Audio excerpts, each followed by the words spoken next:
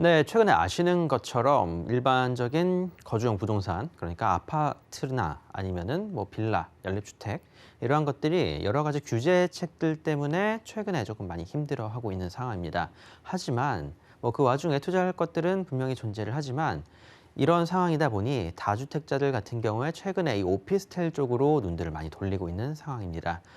그중에서 최근에 많이 유행을 하고 있죠. 이 상가와 오피스텔, 그중에서 상업용과 그리고 거주용 이 두 가지 패턴으로 나눠서 이 오피스텔 투자를 살펴볼 수가 있을 것 같은데요. 자, 먼저 최근에 오피스텔 청약 경쟁률입니다. 자, 힐스테이트 과천청사역 같은 경우에는 경쟁률이 1398대 1. 자, 신길 AK 프로지오 같은 경우는 1312대 1. 대구역 자이더스타 자, 169대 1. 자, 대구 두류역의 자이 역시 667대 1로 엄청난 경쟁률들을 보여주고 있는 상황입니다. 자, 이렇게 오피스텔들이 인기가 있는 이유, 다주택자이더라도 이 오피스텔 같은 경우에는 취득세율 자체가 4%대로 상당히 낮은 편이면서도 이런 오피스텔 같은 경우 바로 향후에 일반 거주용 부동산과 상업용 부동산, 그러니까 오피스나 업무 용도로 활용이 가능하기 때문에 이런 오피스텔 쪽에 많은 인기가 쏠리고 있다고 말씀을 드려야 될 것 같은데요.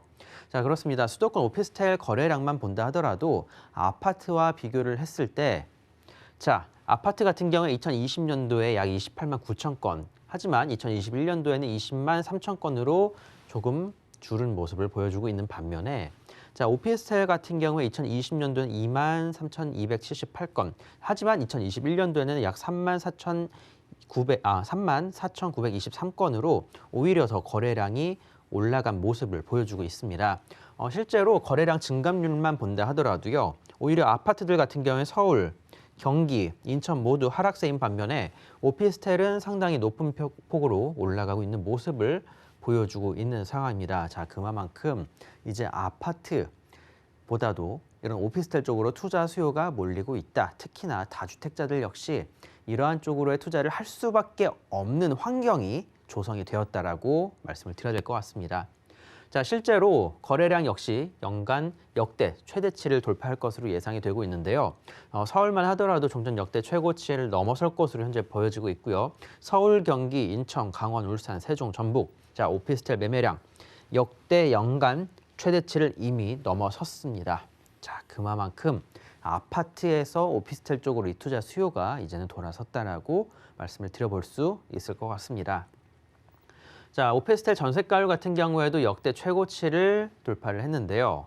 자, 11월 23일 KB국민은행 월간 KB주택시장 동향에서 살펴본 바, 자, 지난달 서울 지역 오피스텔 전세가율은 82.2%로 통계를 작성한 2010년 이후 역대 최고치를 기록을 했습니다. 자, 그만큼 매매 가격 대비 전세 가격이 이만큼 올라갔다라는 모습을 보여주는 것만큼 바로 제로갭 투자 또는 이런 깡통 전세들도 상당히 많이 발생을 하고 있는 상황입니다. 자, 그런 만큼 좀 조심히 투자를 하셔야 되지 않을까 싶은데요.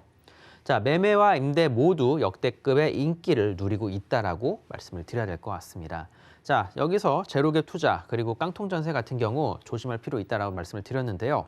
자, 하지만 입지에 따라서 걱정을 하지 않으셔도 될 것 같습니다. 자, 구입한 가격 대비 최근 들어서 전세 가격이 큰 폭으로 오르다 보니까 아마 다음번에 전세를 맞춘다 하더라도 그 가격 이상으로 올라갈 것이 현재 예상이 되고 있는 상황들입니다. 자, 그만큼 이제는 규제책에서 조금 벗어나 있는 이런 쪽을 노려서 투자를 해보시는 것도 한 가지 방법이 아닐까 싶은데요.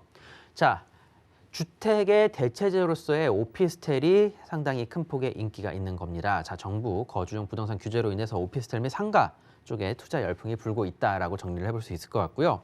자, 주택 대비 낮은 가격과 대로변 등 좋은 입지, 그리고 취득세 및 대출 등 세무적으로도 또 낮은 문턱이다 보니까 투자자가 몰릴 수밖에 없는 환경이다라고 말씀을 드려야 될 것 같습니다.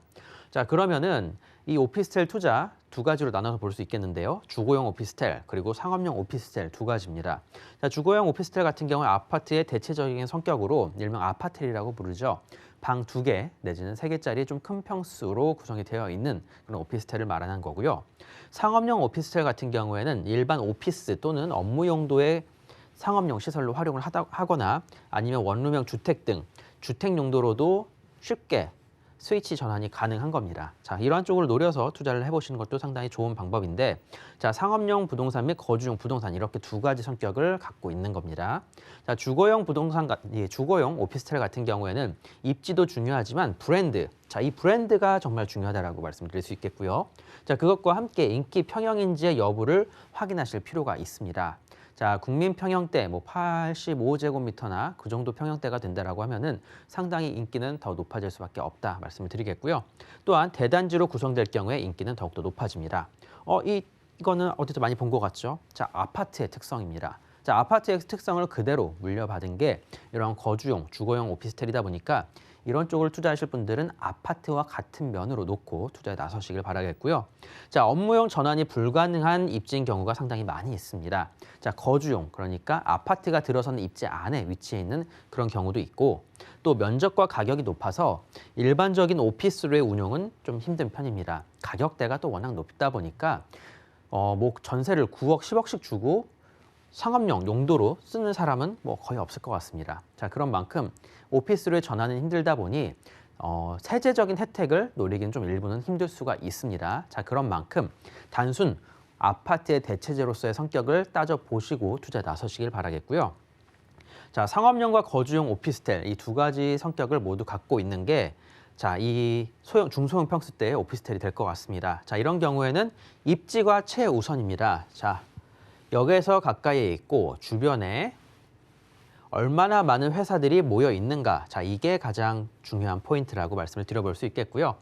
자, 회사가 많으면 많을수록 그리고 역에서 가까우면 가까울수록 그 인기는 높다라고 말씀을 드려야 될 것 같습니다. 자, 이런 경우에는 중소형 평수대를 노리는 게 답인데요.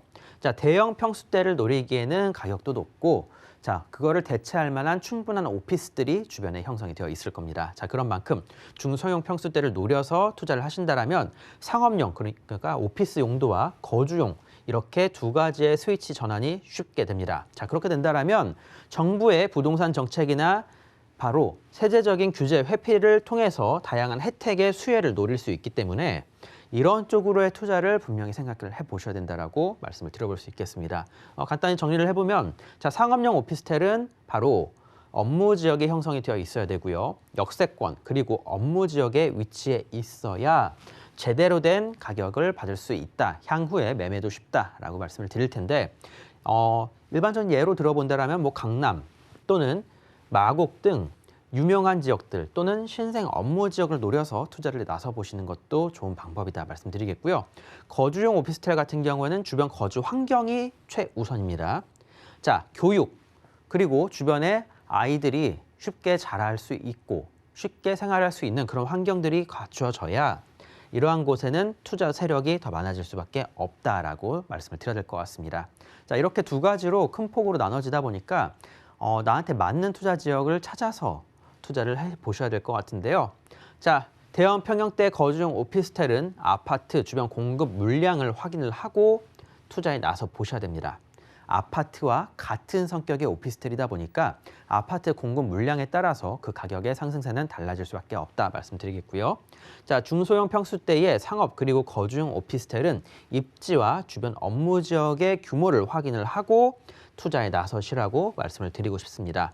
자, 이렇게 두 가지 꼭 나눠 보셔서 투자에 나서 보시길 바라겠고요.